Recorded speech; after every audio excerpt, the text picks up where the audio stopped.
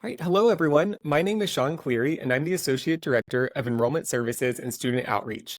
I'm here today to show you a full demo of the registration process for our Fall 2024 term. My hope is that seeing this live will be a great resource for you as you get ready to start your own course registration process in the coming weeks. So, I want to first start by telling you how to access our course search and registration platform. You'll want to go to courses.dce.harvard.edu. This will bring you to the main landing page of our course search and registration system.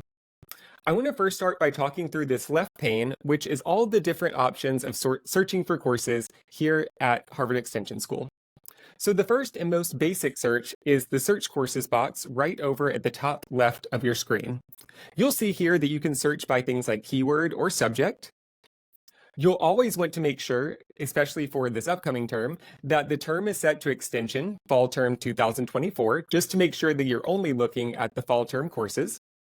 And you can also select part of term as well. This is where you can select to take a full term course, which goes for approximately 15 weeks. The majority of our courses are full term courses. Or you can select a half term course, which is a 7-week course. There are a small number of those that are offered every term. And you can also elect to participate in a course that's coded as an active learning weekend. These courses are pretty cool because you actually take the course for the majority of the semester online, but you get to come to campus in Cambridge on a Friday through Sunday to participate in elements of the course in person with members of your class. So know that there's going to be a lot of different options out there for you to select come this fall. There's also some additional filters that you can use as well if you want to take your course search a little bit further. Using the additional filters section, you can search by subject. All the subjects are listed here in alphabetical order to make it really easy to find the one that's of interest to you. You can search by participation option, which includes selecting courses that are online synchronous, online asynchronous, or those courses that are offered on campus. You can select your section status. You can search by courses that are currently open, courses that are open or full, or courses that are open or waitlisted. So there's lots of different ways you can search to see what courses may be fully available for you. And you can also search by credit status here too. You can select courses for undergraduate credit, graduate credit, or non-credit. It's important to note here when it comes to credit status that some of our courses do offer all 3 credit statuses to choose from, but some courses are limited and may only offer a graduate credit status or an undergraduate credit status. So definitely keep that in mind as you're looking through the different courses that we have to offer. Now, if you're a student who knows that you might want to pursue a degree or certificate program with us, or maybe even our post-baccalaureate pre-medical program, you can use our degree, certificate, or pre-medical program search filters to quickly find courses that count towards your degree of interest. So for example, if I went to look for the graduate degree in anthropology, I could select that as my program. And I could quickly see exactly which admissions courses are being offered this fall that would count towards that program. And I can also see which degree courses count towards that program as well.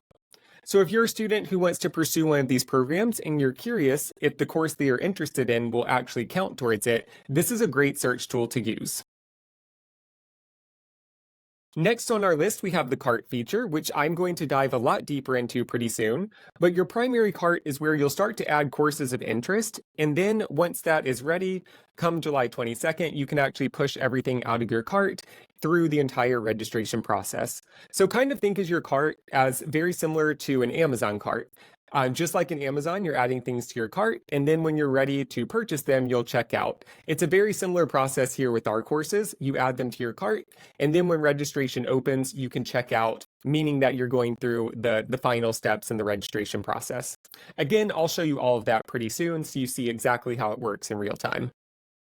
And if you need them, we have some quick links here at the very end, back to your MyDCE student portal, and also to view your tuition balance and to make a payment. So now that we've talked through these different search options, let's actually see the registration process in action. So I'm going to use this first just basic course search to walk you through the registration process today. So let's say that I'm interested in taking a course in medical terminology this fall. I would type in medical terminology as my search code. I'd select the fall term 2024 as my term, and I'm going to be looking for classes that are offered during the full term, so the full 15 weeks. So I can see that there's a course that matches my interest, which is BIOS E11. So what I'm going to do is I'm going to click on this course, and this is going to give me all of the information about it.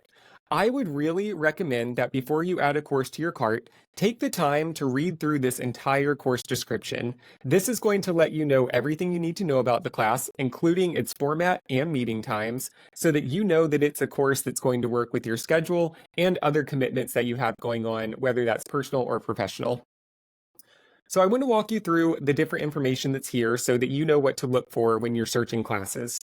So at the very top of the description, I can quickly see that this course is being offered this fall. It is a full-term course, so it's going to run from September through December. It's taking place on campus. I have 3 different credit statuses that I can choose from: undergraduate, graduate, or non-credit. The course is offered for 4 credits, so that's important to note, especially if you're looking to maybe transfer the course somewhere.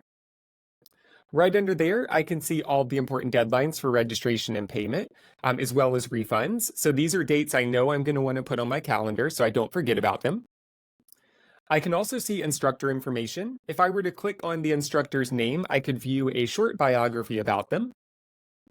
I can also see all the meeting times for this course. It looks like this course is going to be meeting every Wednesday from 7:40 p.m. to 9:40 p.m. It's important to note that you're going to notice here that there's not a time zone attached to this meeting info. And that's just because every course time represents the Eastern Standard Time Zone, which is what Cambridge falls into. So just note that all of these are Eastern Time Zone and make sure that that's going to work with your schedule no matter where you are in the world. There's also going to be a quick description here so you can learn about the different topics that are going to be discussed as part of the course. The professor will also include some notes here about the format of the course. Because this course is meeting via a web conference, there are just some quick notes about what that means and about the recorded sessions that are available for it. Once the syllabus is able to be viewed for this course, there will be a link here that I could click on to view it in full. It's important to note that most course syllabi are not posted here until closer to the start of course registration. So with registration starting on July 22nd this year, you should expect to see most course syllabi posted around that time. I can also view the standard tuition rates if I click on this button. And then if everything looks good for me for this course, if I feel confident that it's going to work with my schedule and it's a course that's of interest to me, I'll go ahead and add that course to my cart. So what you'll do is you'll go down here and click on the Add to Cart button. You'll always want to make sure that courses are going into your primary cart, as this is the cart that we use for registration purposes. So you'll click OK. Again, I mentioned that I can choose my credit status for this course, so I'm going to choose to take this course for undergraduate credit. And because this course is taking place online, there is a student recording authorization that I need to complete. So you'll click on this button, you'll read through the authorization statement in full, and then you'll want to accept that statement and click Submit. I can then see that I've completed the student recording authorization. Next, I'll want to save my changes. All right, so I can see that I've successfully added this course to my cart, and I know that because the blue cart icon is now displaying here. So this is as far as you're going to be able to get until July 22nd when course registration begins. Once we get to July 22nd, then you can finish up the process. And here's what you'll do then. You'll come back into your cart and you'll hit Submit Schedule. And then to finalize your registration, all you have to do is click Submit Registration.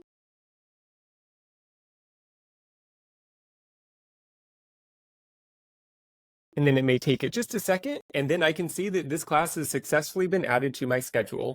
And if I'm ready to go ahead and pay, I can go ahead and click this link up here and click View My Balance and make a payment, and it'll take me straight into my MyDCE student account where I can make that payment in full.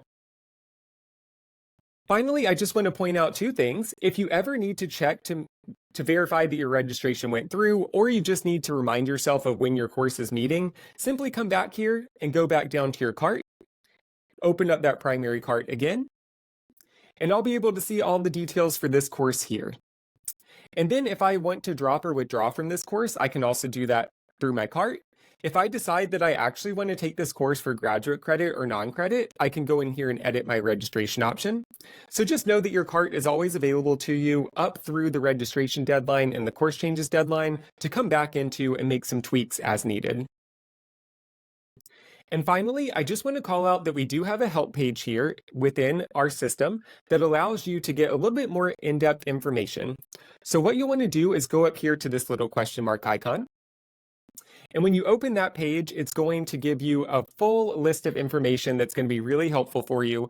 If you're maybe someone who wants kind of a list of instructions on how to register versus a more visual demo like I just went through, that page is a great resource for you to actually go dive deeper into, get step-by-step instructions, kind of details out everything that I just went through for you here. It also provides a really nice guide of all the different icons that you might come across, like that blue course cart icon that we saw a second ago, and it'll show you kind of exactly what those icons mean and why they tend to pop up as you navigate through the course registration process. So again, I hope that seeing this process more visually from start to finish will be a very helpful resource for you, whether you're starting registration right now or if you're starting your registration process when everything opens up on July 22nd. So now that we've gone through this registration demo, I am going to transition us over to a conversation about Canvas, which is the platform that we use to manage all of our course websites in.